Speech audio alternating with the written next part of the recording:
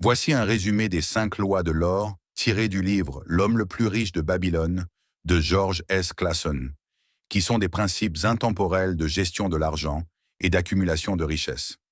Les 5 lois de l'or. Première loi, l'or vient à celui qui épargne.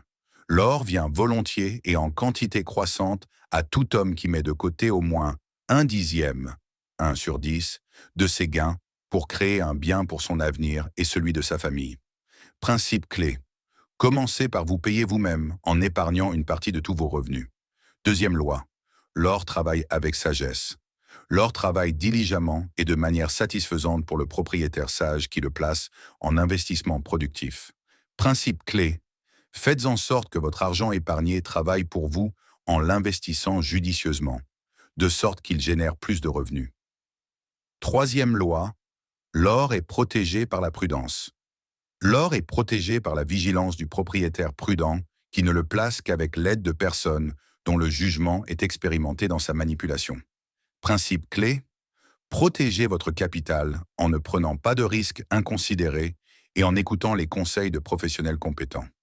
Quatrième loi, l'or échappe à l'ignorance. L'or échappe à l'homme qui le place dans des entreprises ou des objectifs avec lesquels il n'est pas familier, ou qui ne sont pas approuvés par ceux qui sont experts dans sa conservation. Principe clé, n'investissez que dans ce que vous comprenez et évitez les schémas d'enrichissement rapide ou les investissements non vérifiés. Cinquième loi, l'or fuit les vœux irréalistes. L'or fuit l'homme qui cherche à en tirer un gain impossible ou qui suit les conseils séduisants des fraudeurs et des escrocs, ou qui se fie à sa propre inexpérience romantique en matière d'investissement. Principe clé, ayez des attentes réalistes. L'or, la richesse, n'aime pas les promesses de rendement excessivement élevés ou les tentatives d'obtenir de la richesse sans effort.